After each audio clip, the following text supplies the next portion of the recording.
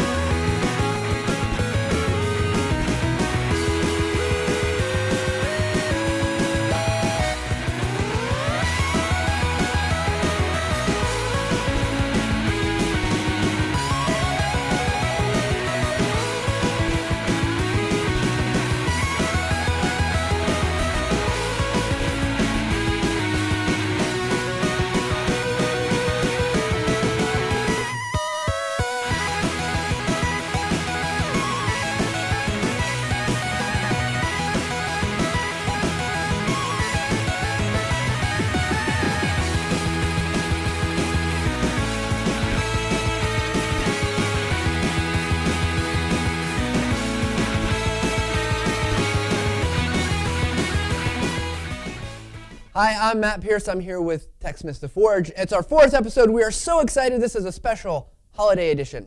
Now, a couple of things before we get started with today's show. What we're going to do is if you want to email us at theforge@techsmith.com, we're happy to answer any questions. If you have show suggestions, we'd love to hear from you. You can also follow us on Twitter. Use hashtag, that's a #, for those that don't know, TSC Forge. Now, we got this great show lined up. We're going to jump right in. We're going to be talking about some audio and how you can use it to make better screencasts. And we got also some things for the holidays, special gift ideas, and a special holiday Christmas video that you might want to make for your friends or family. Now, first we're going to start off with Kelly Rush. She's put together a video to help you find some cool ways to get music into your screencast, where you can go out and find that. So let's turn over to Kelly Rush, and we'll be back in just a second. Hi, I'm Kelly Rush, the marketing video producer here at TechSmith Corporation. One of the most popular questions that I get from our users is, where can I find music to make our video productions more exciting, more engaging, more professional? So with that in mind, I'm going to give you 3 real quick resources that you can use to make your videos more interesting. Here we go. Number 1! Okay, so one of the quickest, fastest, and cheapest ways to get music into your video production is to use royalty-free music. So what is royalty-free music? Well, it's basically music that whether you pay for or not up front is free to use over and over again. There's no royalties involved. So where can you find the music? You can go to Google and search Creative Commons music. That's a really good resource. Another option is to use stock music, such as what we have from Digital Juice here. You can use one set, you can go through and get a couple. You don't have to go crazy and get the entire collection. But whichever option you choose there, that's probably the quickest and cheapest and fastest way to go. So, okay, number 2. Number 2! Okay, option number 2 is for the musically inclined. So if your parents were nice enough to buy you piano lessons when you were 8, make sure to thank them now. Thanks, Mom and Dad. Okay, so what we have right here is an M Audio Key Studio. It's about 50 bucks. Runs into the Mac Pro through USB and then into GarageBand. So if you're a musical virtuoso like me, you can sit down and create whatever comes to your mind. Camtasia! Camtasia! Okay, and finally, number 3. Number 3! All right, option number 3 requires that you spend either a little bit of money or know someone in the music business. And that simply is go out and get some music that's already been made. For The Forge, we contacted band Anna Monoguchi, who makes some awesome 8-bit chiptunes, and asked them if we could use their track. They said it was cool. We have this great song now to use. But if you wanted to, you could go out and spend some money and get that great top 40 hit by... In fact, let's take a listen real quick. It's nice, yeah, top 40. Yeah, that top 40 hit, nice. Okay, so quick recap. Number 1 was find some royalty-free music either through Creative Commons or use stock library music that's already been made. Number 2, get a MIDI keyboard, make your own music through something like GarageBand. Number 3, either know someone in the business or spend a little bit of money and you can get something popular for your video. That's all I got for you. Hopefully that's helpful, and good luck making your videos. Hi. Hey, welcome back. We want to thank Kelly Rush for putting those ideas together for us on how you can get great music. Now, one of the things we've done is we've gone out and we've tried to find some individual folks for you guys to hear about and have us ask some questions on your behalf. We actually got a chance to talk with Kevin P. McAuliffe. He's going to be representing Digital Juice. And we talked with him, Chris McQueen, one of our instructional designers, last night, was able to interview him and talk to him about some ways that you can use music in your screencast. There's really some great ideas, and if you're not really familiar with using music in your screencast, this is probably a great segment for you. So we're going to turn that over to Chris McQueen and Kevin McAuliffe. Thanks. Hey everyone, I'm Chris McQueen. I'm an instructional designer here at TechSmith, and today we have the wonderful pleasure of talking with Kevin P. McAuliffe. He's from MyJo, a video editing and production company in Toronto. He's a senior editor there, and we are just so pleased to have you here with us, Kevin. Well, thanks for having me, Chris. So Kevin, if you could, we always like to have everybody introduce themselves a little bit. Could you tell us about your experience and what you've been doing with MyJo? Yeah, sure. I'll bring my microphone back over here. I wanted everyone to see my beautiful face here before I put that back in front. Since we're talking about audio and we know how important, good audio is, this is the mic I use when I do all my recording. Well, with MyJo, MyJo is basically a full service, not only, post-production house, but basically, we're a facility that you can come to, bring your commercials to, and we can not only do whatever needs to be done, whether it's, production, post-production, audio post. We can essentially take your commercial and get it right from our facility and essentially get it out to the broadcasters, within 24 hours to get it on the air. So we're sort of a one-stop shop if you want to get your stuff on the air. Well, we're super excited to have you. Now, we got introduced to you through Digital Juice. Could you maybe tell us a little bit about your experience and how you got introduced to Digital Juice?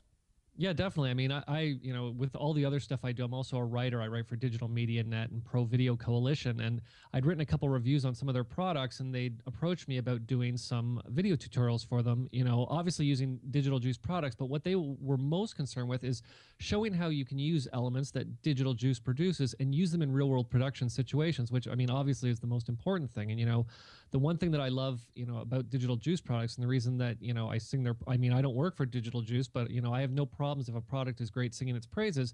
The one thing I love about Digital Juice products is now Digital Juice has moved almost, I wouldn't even call their stuff stock anymore. For example, they have a music package called Music Box. Great thing is you get, production cuts, 15, 30, 60-second cuts. You also get full-length cuts, but the great thing is that you can get in, and some of these audio tracks have, 8 tracks that go with them, vocals, backgrounds. Guess what? If you only want the percussion, you can just select the percussion and just use that element. If you want to just take the vocals out, customize these elements how you want, to suit what you're doing. Oh, wow. That's really cool. So, I mean, you can get all those channels, separate them out, grab the pieces you need, get back in, do whatever you need to. Totally. Well, that leads perfectly into some of the questions that we have for our customers. Now, I can't say that I'm any sort of expert with working with production or using these other pieces of audio. I do a little bit of voiceover work, and I enjoy that, and have done some videos here. But I guess for me, the hardest part is finding a good piece of audio. But even that's not the hard part. The hard part is really knowing, when do I have a good piece of audio? So my question for you is, what do you look for when you're trying to match audio or match some sort of song piece to a piece of video? What are you looking for? How do you do that? Well, and it's funny you should put it that way, because one of the other things that I do is I teach Final Cut at the Toronto Film College, and one, sort of, I'll say situation, I'm not going to say mistake, I'll say a situation that a lot of my students get into is that they pick their piece of music and they cut their piece to the music, which, if you're doing a music montage that's music driven, that's perfect. The thing is that in a lot of cases, I worked at a facility, a post facility, production and post facility called Hi-Fi HD TV here in Toronto, and I did a lot of short form stuff, 3 to 4 minute long story-based pieces. And believe it or not, the last thing that I did before I sent the piece off to the online to be, up-resed and color corrected was put the music in. Absolutely dead last. Oh, wow. Because it's important to remember that the story needs to drive the music. The music doesn't drive the story. And that's one thing that I think a lot of, especially newcomers into editing, they forget that. And in a lot of cases, it's one of those, I'll look at the piece I'm editing and say, okay, well, what type of mood am I trying to convey with this piece? Is it an upbeat piece? Is it, one of the things I did at Hi-Fi was they have a channel called Rush HD, which is all action and adrenaline. So that's when you're going to get into the rock beats, the techno beats, and all that type of stuff. They had they have a channel called Treasure HD. A lot of Treasure HD is antique shows, and it's basically anything that's a treasure. So you get into a lot of maybe classical music there, because it's one of those things that makes you feel a certain way when you hear it. Especially with things like antique, you think very expensive, very old. As soon as you hear classical music, I don't know if you think necessarily expensive, but you do think, old or vintage when you think of classical music. So it's almost one of those, I don't even know if I'd necessarily say preconceived notions, but, I always say that the thing that's important to keep in mind as well for people is think of the single mother that's at home with their child who's running back and forth. The TV might be on, but they're not watching it, but they're certainly listening to it. Okay. So in a lot of cases, it doesn't necessarily matter what's on the screen. It's what they're hearing that's important. And the easiest way to set the mood is with the music. Right. So it's kind of a balance you have to come to when you're doing the stuff. So how do you, I guess one of the things that maybe I look at is how do you get the right piece? Because you talk about getting the right tone, something it's more of an antique roadshow sort of thing. You have more of a classical feel to it. You don't put a Van Halen riff behind it. Totally. How have you found any tricks that help you match those things up? In the way of tempo and speed, anything that, in my mind, what I always struggle with is I find something that's close, but the tempo is just maybe a little too fast, or it's a little too slow, and it feels like it slows down the action. So Yeah, I mean, what do you do in in a those lot- cases? Yeah, in a lot of cases, I mean, I might in any given piece. I mean, normally what I do is that after and this is why it's great to have the piece finished, because in a lot of cases, the music, if you pick the music first, it's going to influence your edit. So what I'll do is I'll have the piece finished and I'll sit back and I'll watch it through. I'll try to figure out what type of music it's trying to convey, and then ideally, what I want to do is some people will have the stock CD libraries and stuff like that. And coming back to Digital Juice for a second, the one thing excuse me, that I love about their product is with Music Boxes, they have a great program called the Juicer. So let's say that I'm looking for elegant. That's the type of piece that I'm working on. Well, their application, the Juicer, actually, when they tag their music, they'll tag it with keywords. So what I can do is if I'm looking for something that's elegant, I can actually go into the search feature. I can type in elegant, hit enter, and it's going to give me all of the pieces of music that have been tagged as being quote unquote elegant. And the great thing is then I can just sit back and click through. And once I find, once I narrow it down to maybe the 5, 6, 7, and most people just think they want to go and pick one piece, but I'll, narrow it down to 5, 6, or 7 pieces. I'll basically put them into my timeline on different audio tracks, and I'll hit play. And then I'll stop and I'll turn that track, I'll solo that track and keep going at it like that until I'm like, okay, that's the one. And then once I've sort of figured out this is the best piece of music to go with this edit, then I might start getting in and adjusting the edit, because maybe the music will hit at a certain point. I know that would be a great point to do some sort of a transition or to do some type of a special effect. So that's where the music will then sort of come back in and help the piece and help push the piece forward, speed it up or slow it down depending on what you need it to do, not necessarily what it does. Gotcha. Okay. I think that really helps us understand that you have to really put them in context, work with that audio and the video, see how it's working, and kind of audition those different pieces. Pretty much. I mean, it's let the video drive everything until you have that track that works perfectly. Then help the audio help the video. Gotcha. So you got years of experience, and you're surrounded by video all the time. What are some of the worst mistakes that you've seen people do, or some of the things that you can say, oh man, I think they could have done that better? What are some of the I guess the classic noob errors that you find with audio? Well, I'll give you a perfect example. One thing that I teach when I teach advanced Final Cut is one of the actual sections I teach is how to edit audio. Because one thing that always kind of makes me laugh is that, you'll see people, they've got a 30-second spot and they've got a 2.5-minute long piece of music. So what they'll do is they'll basically take that music right up to 30 seconds and they'll hack it off and put a dissolve on it. And then basically what it sounds like is a piece of music that got to 30 seconds and they, hacked off the end and put a dissolve on it. Well, anybody with even the remotest sense of rhythm can tell the beat in a piece of music, whether it's hip hop, rock and roll, or even classical. You can edit that piece to make that piece 30 seconds, 32 seconds, 42 seconds. I jokingly tell people the story all the time about how, I worked with a producer. I mean, obviously, I am hoping he worked with me because he thought I was a good editor, but he actually liked to work with me specifically because I could edit music down to be any time that I needed it to be, whether the piece was 30 seconds. The 30-second ones are the easy ones because you can go and find a track that's 30 seconds long. It's the ones that are 48 seconds. It's the ones that are 1 minute and 23 seconds that make things tricky. Don't ever do the easy way out, which is just hack the end off and stick a dissolve on it. Take that little bit of extra time, find the beat, and cut out the piece that you don't need, because I guarantee you'll be able to get that down to whatever duration you need. And the whole point is that no one will be able to know that piece wasn't 48.5 seconds long. So let it have a beginning and an end. Exactly. Gotcha. Well, Kevin, it has been wonderful having you. I want to throw up a few things here. Well, not throw up, but I want to bring up a few things here. We'll have Jess bring up your Twitter handle. You can follow Kevin on Twitter. He does a lot of screencasts with the Digital Juice TV. So you can see the work that he does there. Boris TV as well, Boris Effects. So if anyone's looking for, and the great thing, like I said, is I only post stuff on my Twitter account relevant to the tutorials or the articles that I write. So it's all industry related stuff. Well, thank you very much for sharing your knowledge and your time.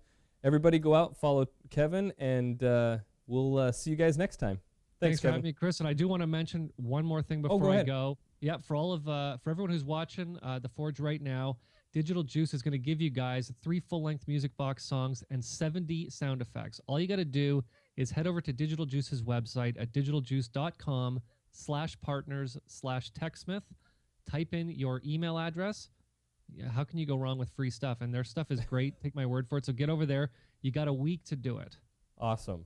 Well, thank you so much, Kevin. Thanks a lot, Chris. Bye. Hi, we want to thank Chris McQueen and Kevin for doing that interview. We also want to reiterate that Digital Juice, our good friends, have decided to give us this great, fantastic offer, 3 full-length tracks plus 70 high-impact sound effects.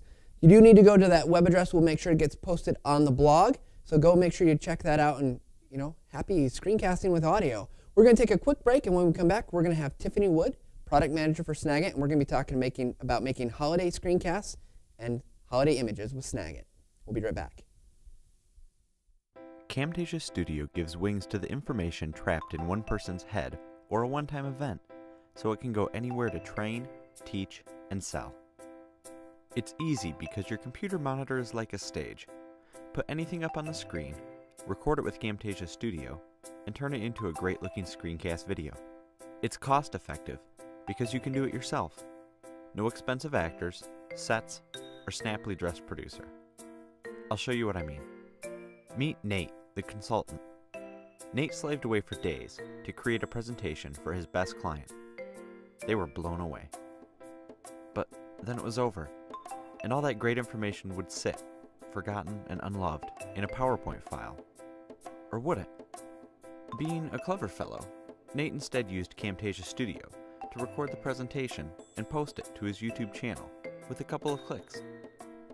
Unlike a boring slide deck, Nate's screencast was just like the live experience, with animations, voiceover, and webcam video. It gained him some attention, and some new clients. He realized people would pay for this kind of information. In fact, he could build out a complete training series, showing all the tips and tricks that he discovered. So Nate recorded step-by-step demonstrations with Camtasia Studio, and edited them into consistently great-looking videos with Camtasia's tools to cut and splice, focus attention, call out important bits, zoom in on the details, even clean up his audio. Today, Nate's enjoying more traffic, clients, and influence thanks to his screencasts. You could even say he's becoming something of a rock star. And what about you? You must have a few good screencast movies locked away in your head. So get Camtasia Studio today and set them free.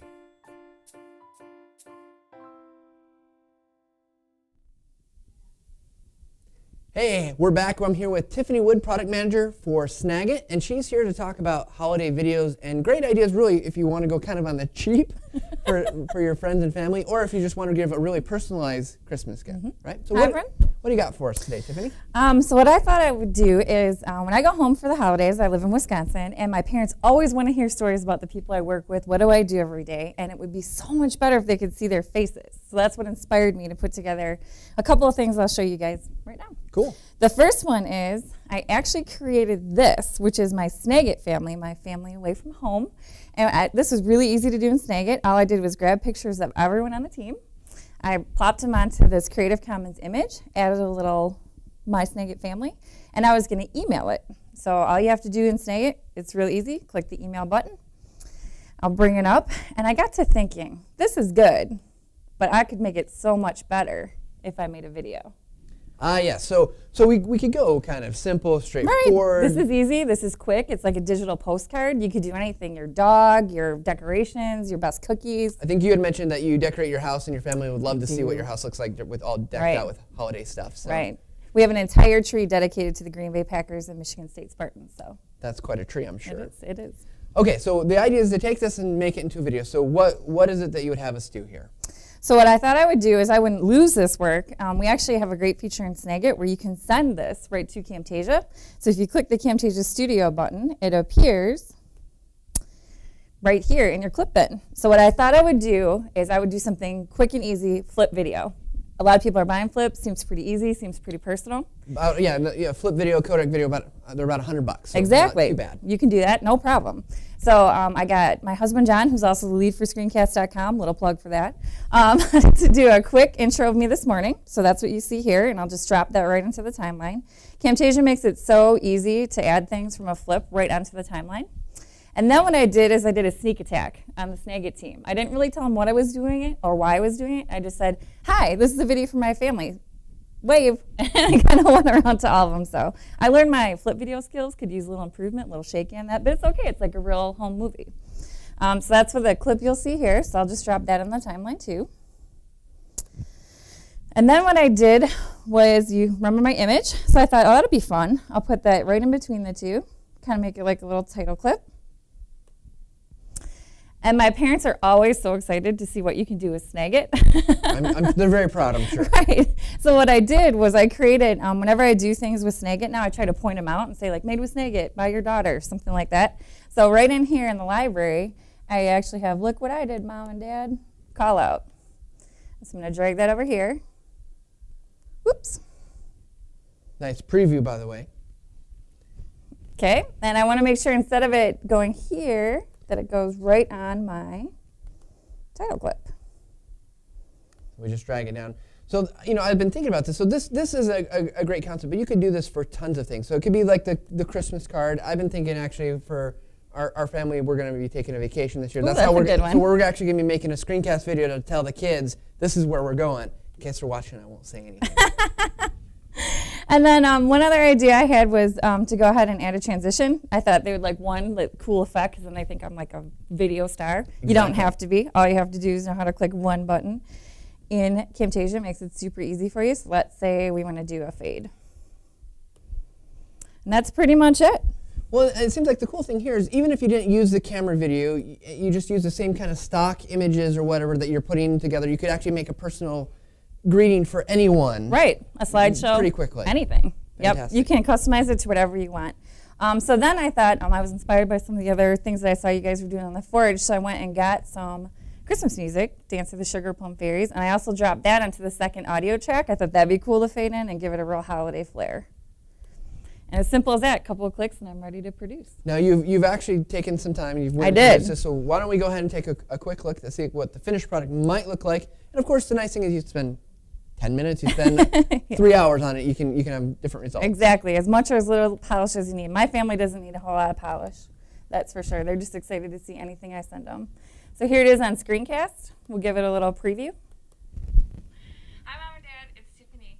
I'm so excited I'm going to be home for the holidays soon. And I know when we're there, you always want to know how I'm doing, what goes on at work, and you love all the stories I tell you about my Snagit family here. So I thought this year I would put some names to the faces so the story will be even better. I hope the beer is cold and the cheese is aged, and I'll see you real soon. Love you guys.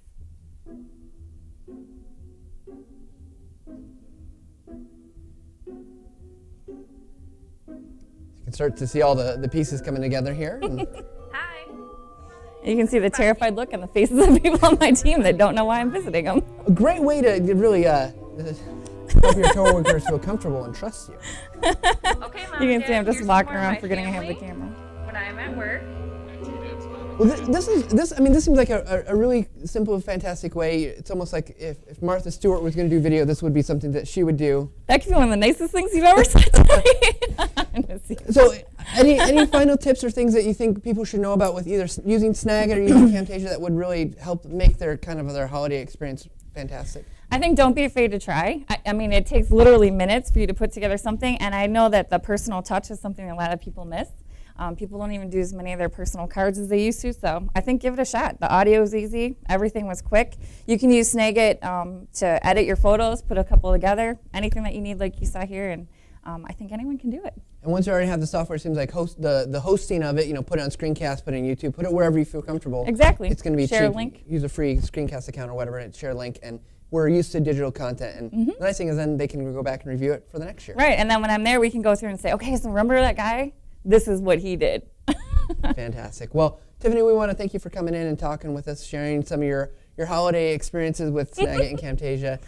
If you guys have any questions for us, you can always get a hold of Tiffany. You can email us at theforge@techsmith.com, and we'll make sure those get to Tiffany. We're going to take another quick break, and we'll be back with Mike Kuwantsu. Yes, don't try to spell that at home, kids. It's too, I don't even try anymore. We'll be right back. Snagit makes documents and presentations stand out from the crowd. Is the ultimate screen capture tool. It works by focusing in on exactly what you want to capture, then grabs it for you. Snagit turns any image into an eye-catching visual for quick and easy communication, and anyone can use it. Like Pete, a teacher, who uses Snagit to improve his class presentations, or anytime he wants to easily communicate online while he's at home. So when Pete wanted to share the campsites, hiking destinations, and beaches he liked to visit on his next family vacation, he just opened Snagit, started capturing, doctored up his image in Snagit's editor, then used Snagit to send the image to his entire family. Sure, visual communication helps you explain a process or an idea, and Snagit can make that happen. But it's also great for just showing off something cool. That's why Snagit is so popular with people all over the world. It's popped up in business meetings, tutorial documents, and even a scrapbook or two. It's everywhere. So, how do you think you'll use Snagit? Download the free trial and see for yourself.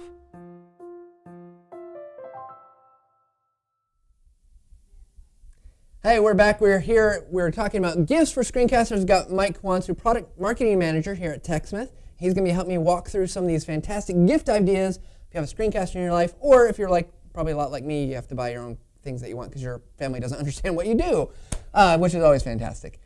So, are you ready? Yes, I'm glad to be here. So we're glad to have you. Now, Mike's claim to fame is one really hard name to spell, and he's from the Upper Peninsula of Michigan, so we'll give a good big Right, there A is to the UP. Yeah, there is a giant bridge that connects Michigan. It's in two parts, not just one. So Very fantastic. yeah. All right, so what do we got here for gifts for screencasters? Well, we've so what we're going to look at today is a little bit techy. We have some other things that are going to help people get their videos created, maybe offload some of that work for them, and some of them are just plain cool. So. All right, well, let's dig right in here.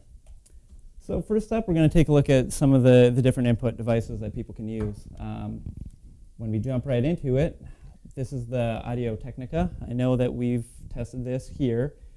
We've actually recommended it, so we know that it's a really solid microphone. And one of the things I've noticed is I've been going out and kind of researching some of the things. Right now, Amazon, this morning, unfortunately, they had 2 left in stock, but they were selling them for about $92, which I think is a fantastic deal. A good mic like this probably runs about $100, $200, Right.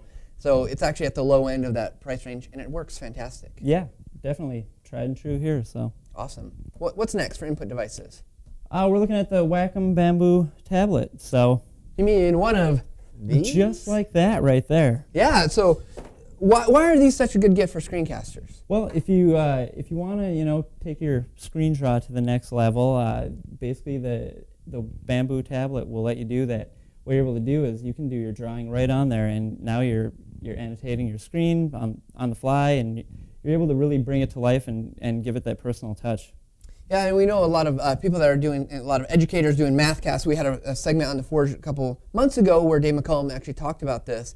Now I'm going to let you in a little secret. If you stick around, I'll tell you how you can get that bamboo tablet. I got to get it out of my office, so if you want it, I'll tell you how in a minute. Go to some lucky viewer. That's right. Yeah, the beauty of this is, we've had people who have taken just a blank PowerPoint slide, and now they've kind of created a whiteboard with it. Very cool. So what's next on input devices? Speaking of whiteboards, for the people out there that were really nice this year, there is always the option of the interactive whiteboard. You're looking at something that maybe is a little bit more pricey than the tablet, but probably a couple $1,000 if you're realistic here. But it's always it's always a really good option to kind of have that presentation that you're recording live and then being able to create the video for it. So yeah, especially if you're working in a corporate setting, training departments or things like that, maybe this can be on your corporate wish list. Definitely, because I don't know how many times you go into a meeting and you start writing things down, and then it's like, oh, if only I could share that with everyone. Exactly. Okay, what do we got next? So up next we have some software and services. First up is voices.com. This is a great service to help you get some audio. If you're not happy with how you sound and you want someone else to create that for you, you can use voices.com and come up with some good options. Yeah, so we've talked a lot on The Forge about audio. We've had Mike review. We've got today's segment with music. But it seems like if you want really good professional stuff, you either have to work at it yourself, or this is an option so you can go out and purchase it. Right, and you can sample a whole lot of different voice talents with that and see what you like. Awesome. Well, let's keep moving. So coming up next, music tracks. Go figure. Wonder if we know of anyone who could provide some for us. Yeah, the music tracks, always nice. Again, we're talking about, we've talked a lot about that personal touch, so making that video yours and giving it that feel like, I'd really want this in there, and keeping it so it's engaging for people who are watching it and paying attention. So again, we'll talk about what Digital Juice has provided for us. We have 70 free sound effects and a few free music tracks from them, so we'll share that link again at the end. Yeah, I mean, and so really the thing is, a key, you can go out and use any music, but then you got to worry about all sorts of copyright issues. And this is royalty free, so you use it, once you buy it, it's yours, you can use it in any situation, which is nice. Right. And you play it safe. Yep, so if you're looking for a gift, get someone a collection, and then they can choose what they want. Very cool. Next up, the teleprompter software. Ah, yes, some of us here on The Forge would like. So the idea here being, you're recording your audio, you're doing your video, you want to just be able to see what's coming up. So, you can always say, yeah, I know what's on the script, but then you start doing it and you're like, oh wait, am I supposed to say that now? So this definitely helps you out, and you're able to get that good audio right from the start. As an instructional designer, I can really stand behind this idea of scripts make a world of difference in the quality of your video. Now, I just wish they had a teleprompter for life, just to help me through some of those rough situations. It's coming, I think. I think so. The other nice thing with this is for the people who do the paper scripts, you get the rustling in your audio. That's never a good thing, so. Very cool. Go digital. Let's move on. Now we have captioning for your video. So people who are familiar with our latest rounds of Camtasia updates, we've really added and enhanced what we can do with captioning. So one thing that you could give that screencaster out there is give them some caption files. So if they have their audio, it's easy enough to export it and send it over to a company like Automatic Sync. We've actually worked with them to make sure that people who are using our software know how to use them to provide the caption files for them. So with that, people can just take the audio, get back a caption file, plug it right in, and they're set. So you give them the audio, they do the captioning for you, they give you back like an SRT file or one of the file formats that works with captioning in Camtasia, and then they just plop it in and it works. Yep, they can just import it right in, and there are their captions. Fantastic. All right, what's next on this beautiful list? So everyone likes this, things to make work easier. Right, and as much as we like this, I enjoy making screencasts, but as much as for a lot of us, it is work. It is a job that we do. Right, and there are always certain parts that people may be better at, and other areas where they don't like doing it. So All right. see what we have here. External hard drive. It's never a bad idea to back up your work. The other nice thing with this is, you can get a small, like I've got a Western Digital, just a My Passport. You can store a lot of stuff on there and then put it right in your bag with you, and they're not the bulky hard drives that they used to be. So. Right, and that way if you've got lots of assets or things that you want to store, you have them. You don't have to worry about, did I get lost when I upgrade my computer? And I Right. had that happen, and it's really frustrating. So. Yep. Very So- cool. Hard drive, and now? Second monitor. Okay. Yep. Why in the world, I mean, really, why do I need a second monitor? Well, there are a few different reasons. One would be, if you have maybe your script on one and you're doing your recording on the other, that's a good way to do it. The other reason is, why not? They're so cheap right now, and especially this holiday season. Now's a good time to go out there. I know we missed the Black Friday sales, but there are always sales going on right now, so you can probably go and get a really good monitor for a good price. I'm going to just push another idea because I love having a second monitor. So I put Camtasia on one side, and then I put my whatever I'm going to record on the other side, and I get it all lined up, and I have my audio synced up all the way I want it. I push play in Camtasia Studio, and then I just start recording hit record over here, and I listen to the playback, and I don't have to try to manage windows and get things in my recording I don't want. So, Right. Okay, let's move on. Moving on. A portable audio booth. So this is really nice for the people who are, they don't have a studio. We're fortunate enough to have the studio now, but at one point in time we didn't. The portable audio booth gives you a way to have good sound when you're doing your recording. Maybe you've got a loud air conditioner right next to you. You've got office mates. You've got people around that are making noise. Portable audio booth, good option. Plus, it's portable. If you need to take it on the road, you're going to another location to do your recording, you always have that available. The other thing is you don't have to dedicate space in your office. You can actually just set it up when you need it. You don't have to have a dedicated room. Right. But it's nicer if you do. So get a portable audio booth, and we move on to. What if you want to build your own? We've actually done it here. It's fun because everyone likes a little do-it-yourself. At the same time, it can be a little bit tricky. So maybe a gift card from the Home Depot to help them get started. Yeah, 2x4, some foam. You can work wonders for audio, and it really is a great idea. And there's lots of ideas. You could build your own teleprompter stand. You could put your own light kits together. There's lots of ideas. I think you could. If you're into doing it yourself, lots of options. Yep. All right. Definitely. Fantastic. These have been some great ideas. I think we want to go on to our one last slide. Is that right? I think we've got. Okay. Just to let everyone know that if they have their own suggestions, feel free to post comments on the blog. We'd love to hear what you think would make a great gift for a screencast. Yeah, and if we've missed the mark here, we'd love to hear about that too. Now we've got something really fun and exciting as we wrap this up. We're going to ask Tiffany to come on back out here. Mike, if you want to step over to the side. We've got a deal. It's the holidays. We love to give stuff away. We mentioned earlier that we've got this bamboo forge, or bamboo from the forge earlier episode. It's still in pristine condition. It's really in the box there. It's really in the box, not just a box.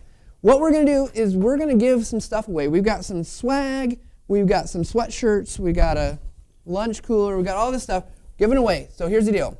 Email theforge@techsmith.com. About the first 25 people, we're going to give you something. Send us shirt size, because in case we send a shirt, we don't know what size you're going to wear. You might not get a shirt. You might get a little foam squishy thing. You might get a lunch bag. You might get the bamboo. We're also going to throw in, for one lucky person, a copy of Snagit, and another lucky person is going to get Camtasia. So for about the first 25 people, we're sure to send you something. After that, sorry, can't give everything to everybody. So again, email theforge@techsmith.com. We look forward. We'll be back in January. Towards the end of January, we're going to take a little bit of a holiday break here, work some things out with what we're trying to do, and we'll be back. So again, theforge@techsmith.com. Thanks again to Tiffany and Mike. And we're not sure how that got in there. That is not a giveaway. So told you not to put it in there. Sorry to tease you with that, but no, that can't go. All right. Thanks, guys. We'll see you later.